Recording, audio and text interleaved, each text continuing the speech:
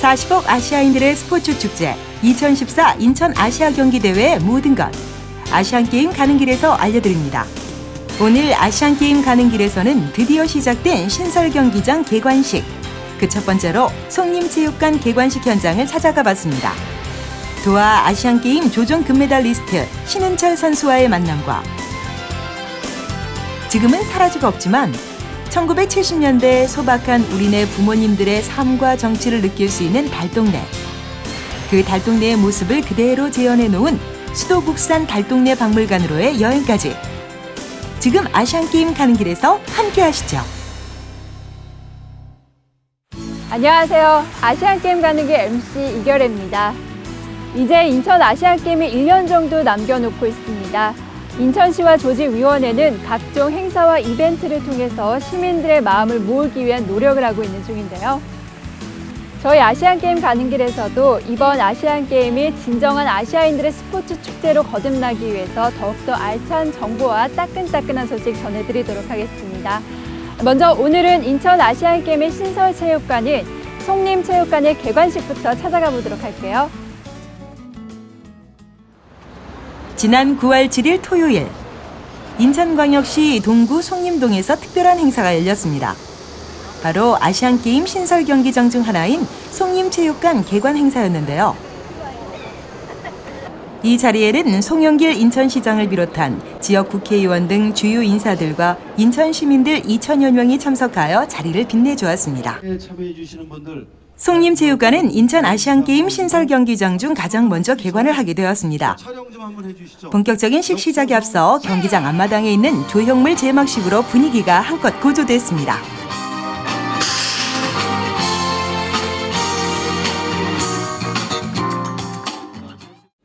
우리 송림체육관은 우리 동구 지역 구도심 지역에 만들어진 체육관으로서 우리 주민들에게 큰 복지 혜택을 가져다 줄 걸로 생각합니다. 또 이 체육관에는 지하에 25m짜리 6레인 수영장을 집어넣어서 어린이 수영장과 함께 우리 주민들의 체육 복지에 큰 기여를 하게 될 걸로 보여지고 또 배구 연습장이 있기 때문에 배드민턴을 비롯한 다양한 생활체육 공간으로 활용이 될 걸로 기대가 됩니다.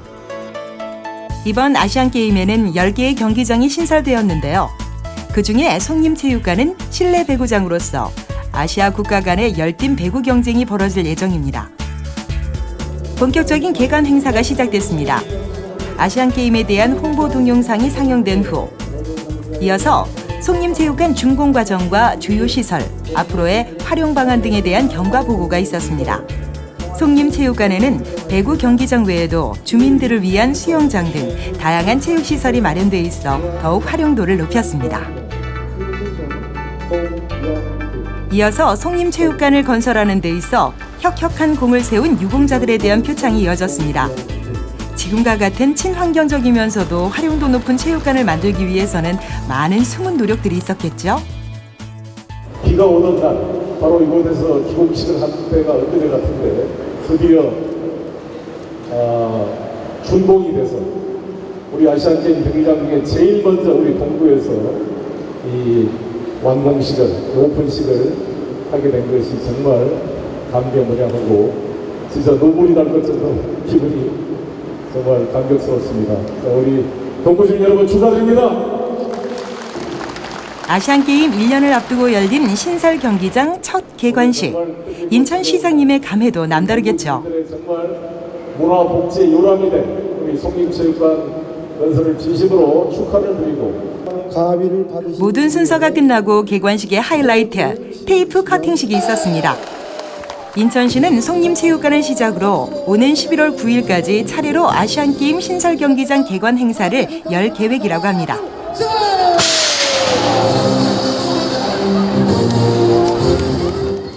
오늘 배드민턴 대회 구경 왔다가 중국에 행사한다고 해가지고 왔어요. 처음 봐서 그런지 새롭기도 하고 좀 뿌듯한 것 같아요. 인천 시민으로서. 인천 아시안게임 화이팅! 근데 동구가 이런 게 없으니 이런 건물을 졌다는 게 참 감격스럽고 좋네요. 이게 앞으로 시민들, 우리 동민들도 많이 이용하면 더 좋고, 저도 앞으로 또 여기 와서 수영을 못 하는데 수영도 좀 배우고 했으면 좋겠다는 생각이 들었어요. 화이팅! 즐거운 날 신나는 음악이 빠질 수 없겠죠? 성림체육관 준공개관 기념 행사의 식후 행사로 시민 경축음악회가 진행됐습니다. 참석한 시민들 모두 한마음으로 즐길 수 있는 시간이었는데요. 화려한 댄스 가수들의 무대가 펼쳐지자 행사장의 분위기는 한껏 달아올랐습니다. 특히 젊은 사람들의 호응이 대단했는데요.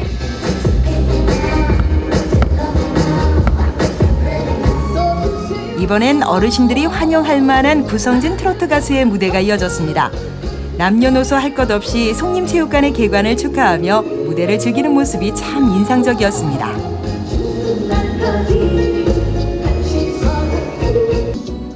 아시안게임의 성공 개최를 위해서는 인천 시민들의 적극적인 참여가 무엇보다 중요합니다.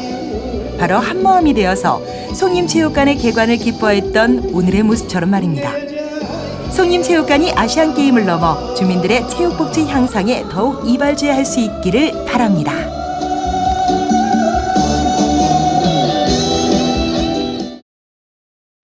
아시안게임이 열릴 경기장들을 미리 둘러보는 시간입니다. 오늘 아시안게임 가는 길에서 찾아간 곳은 강화도에 위치한 강화 고인돌 체육관과 강화 아시아드 BMX 경기장입니다. 이곳에서는 태권도와 우슈 그리고 BMX 경기가 열릴 예정입니다. 강화 경기장의 건설 컨셉은 강화도 만이산에 있는 참성단 축조 방식인 상방하원의 형상을 컨셉으로 하여 하늘, 음과 양에서 양을 상징하는 원은 아래로 땅을 상징하는 네모는 하늘로 향하게 하여 음양의 조화를 이루고 이는 태권도 정신과 일치하는 것입니다. 외벽은 연속하는 수직 분조를 통해 고인돌 구조를 나타냈으며 외벽에 웨이브를 줘서 태권도의 역동성을 나타냈습니다. 강화도가 갖는 역사적 의미와 우리나라가 종주국인 태권도 시합이 열리는 경기장인 만큼 전통적인 멋을 강조한 강화 경기장은 2011년 10월에 착공하여 꾸준한 공사가 진행되었습니다. 무엇보다 강화 군민들의 많은 기대와 관심 속에 강화 경기장은 조금씩 완성되어 갔는데요. 이제 오는 9월 말에는 그 화려한 모습을 드디어 공개하는 개관식을 앞두고 있습니다. 아시안게임에서뿐만 아니라 이후에도 강화도의 새로운 스포츠 랜드마크가 될 것입니다.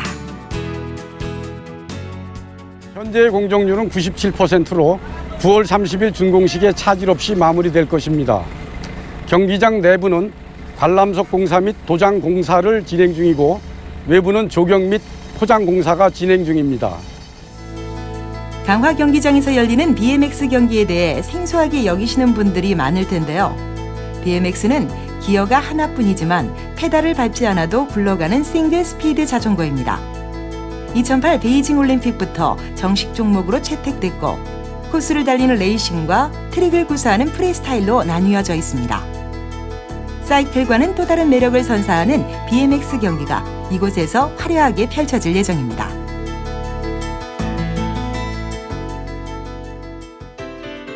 고인돌을 형상화한 강화 고인돌 체육관에서는 태권도와 우슈 경기가 열리는데요.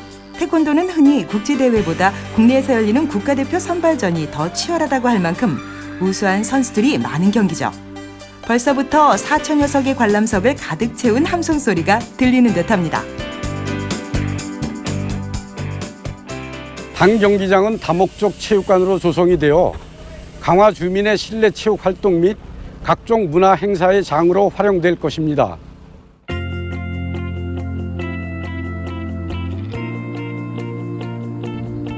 평화로운 미사리 조종 경기장의 하루가 시작됐습니다. 이른 아침이었는데도 조종 선수들의 훈련이 한창이었는데요. 흔히 조종하면 여럿이서 함께하는 운동으로 생각하는데 여기 혼자서 묵묵히 보트를 둘러매고 나오는 선수가 있습니다. 바로 2006 도하 아시안게임 조종 싱글 스컬 종목 금메달리스트 신은철 선수입니다. 이때 신은철 선수가 딴 금메달은 우리나라 조종 역사상 최초의 국제대회 금메달이라고 하는데요. 대한민국 조종의 자랑 신은철 선수. 그를 만나보기에 앞서 감독님의 이야기를 잠깐 들어볼까요? 저 친구의 장점으로 보면은 근력과 파워가 굉장히 좋아요. 다른 선수들에 비해가지고 거의 한 1.5배 이상은 좋다고 보시면 되고요. 근데 지금 요즘 이제 좀 부상이 심해가지고 계속 이렇게 훈련을 제대로 못 하고 있는데 몸 관리해가지고 부상만 완쾌되면은 내년 아시안 게임에는 충분히 나와서 메달을 딸 수 있을 거라고 생각을 합니다.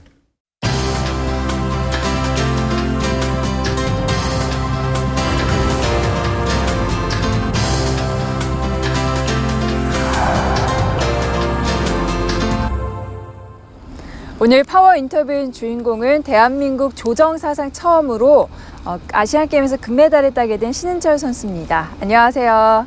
안녕하세요. 네, 시청자 여러분들께 간단하게 인사 한 말씀 부탁드릴게요. 네, 안녕하세요. 저는 2006년도 도하 아시안게임 금메달리스트 신은철입니다. 당시 19살의 나이로 아시아 정상에 오른 신은철 선수. 어린 나이에 그는 우리나라 조정의 희망으로 떠올랐습니다. 네, 우리나라에서는 1982년 뉴델리 아시안게임부터 꾸준히 조정 종목에 도전을 하게 됐잖아요. 그 당시에는 금메달보다는 은메달을 많이 따게 됐는데 24년 만에 신은철 선수가 처음으로 금메달을 따게 됐습니다. 그 당시 나이가 19살이셨죠. 네, 굉장히 어린 나이에 그렇게 큰 대회에서 상을 타게 되셨는데 그때 소감 혹시 기억나시나요?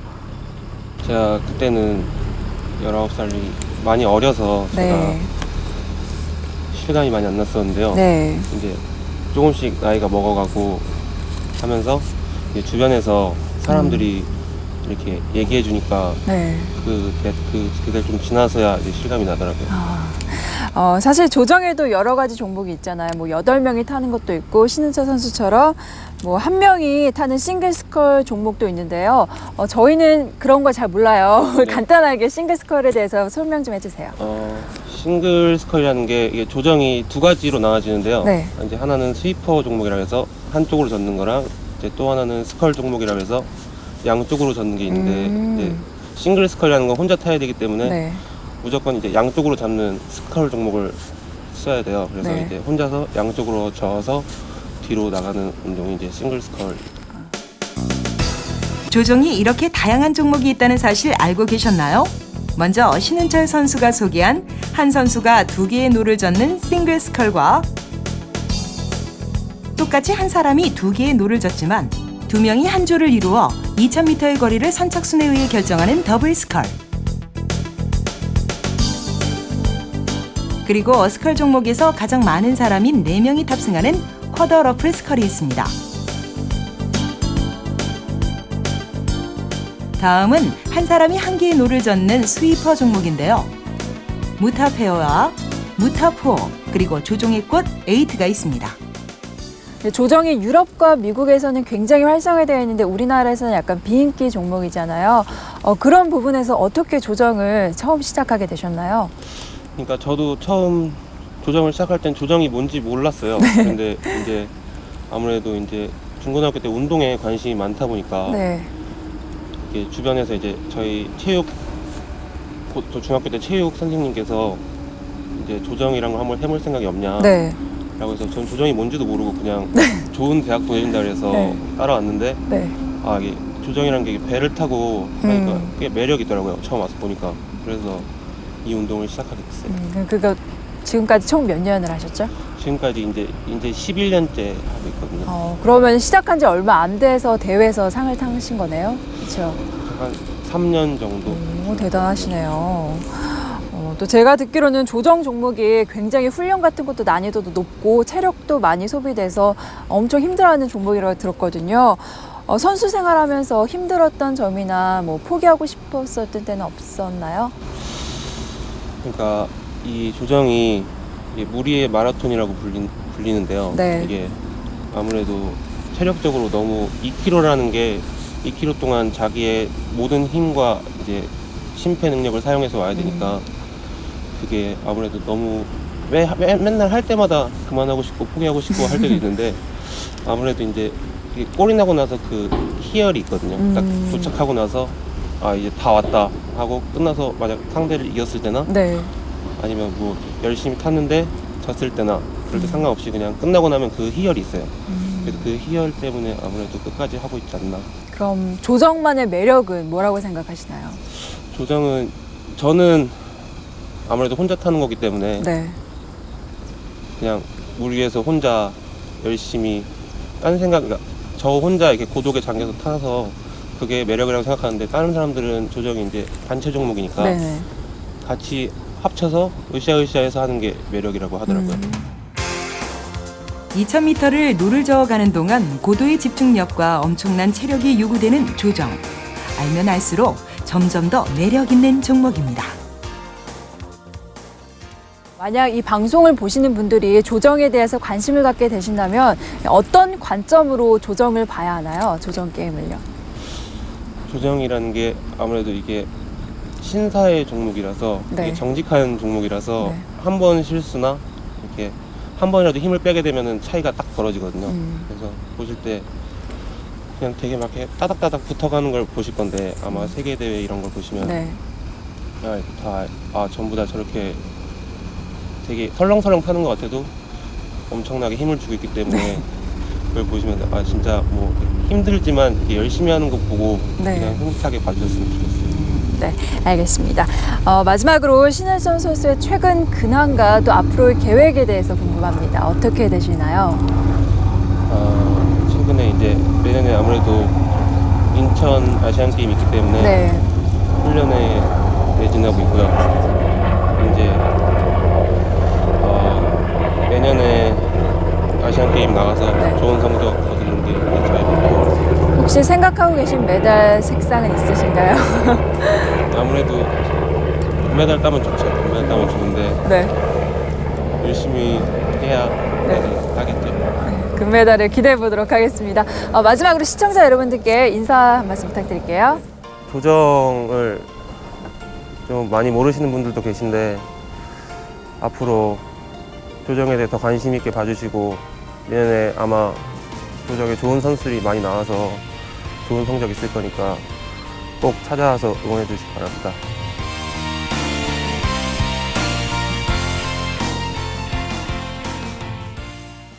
인천의 전형적인 달동네였던 수도국산. 비록 지금은 사라지고 없습니다.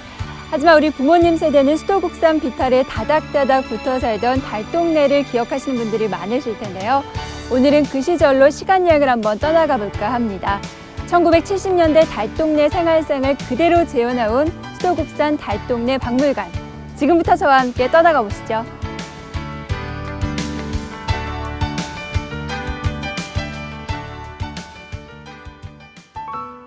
그리운 이름 수도국산 달동네.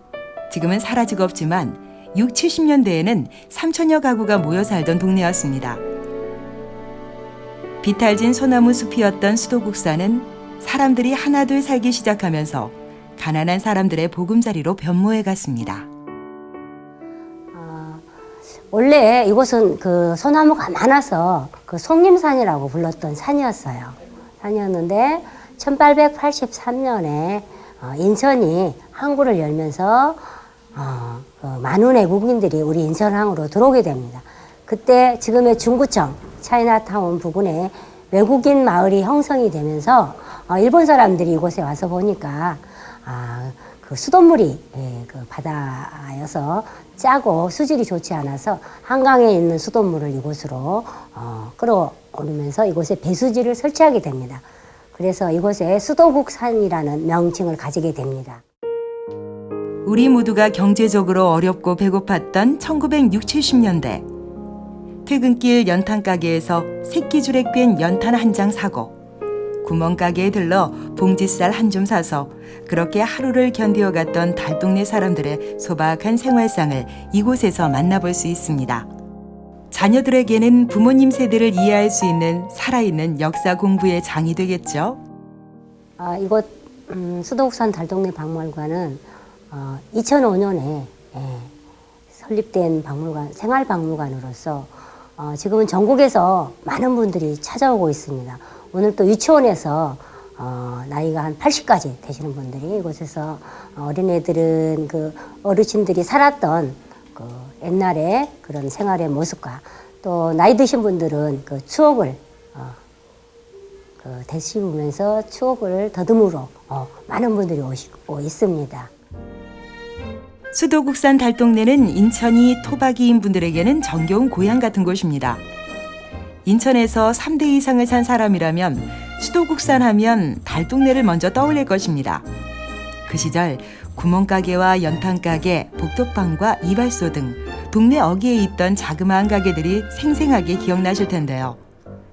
달동네는 아직도 전국의 대도시 주변 어디서나 볼 수 있는 도시 산업화의 부산물이지만 특히 수도국산 달동네는 그 중에서도 유래와 역사가 깊은 곳입니다.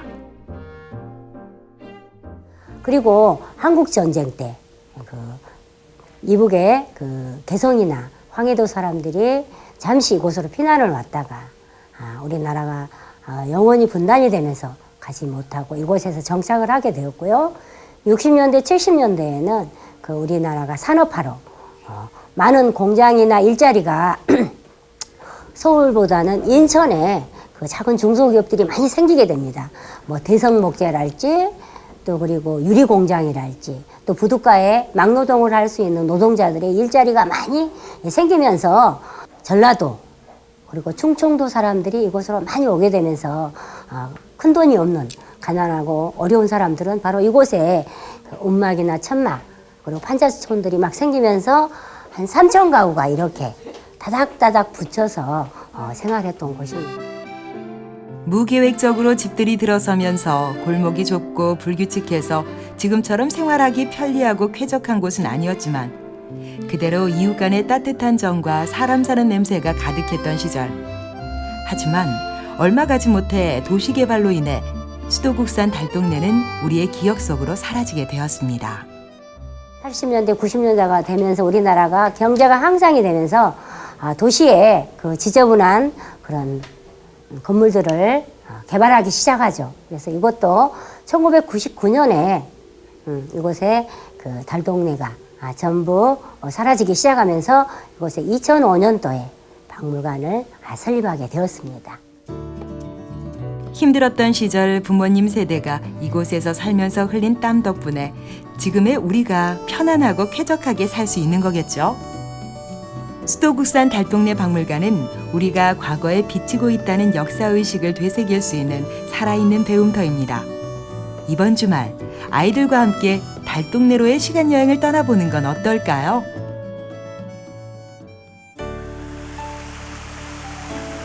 아시안게임 조직위원회에서는 인천 아시아드송 온리원의 음원과 뮤직비디오를 공개했습니다. 아시안게임 홍보대사인 그룹 JYJ가 부르고 뮤직비디오에 참여하면서 수많은 국내 팬들과 해외 팬들의 관심을 받게 됐는데요. 이후 JYJ는 아시안게임 홍보에 대해서 더욱더 적극적인 활동을 나설 계획이라고 합니다. 전 아시아인들을 부르게 될 인천 아시아드송 온리원. 여러분도 궁금하지 않으신가요? 지금 인터넷을 한번 들어보시는 건 어떨까요? 저는 여기까지입니다. 다음 시간에 더욱더 알찬 정보로 찾아뵙도록 하겠습니다.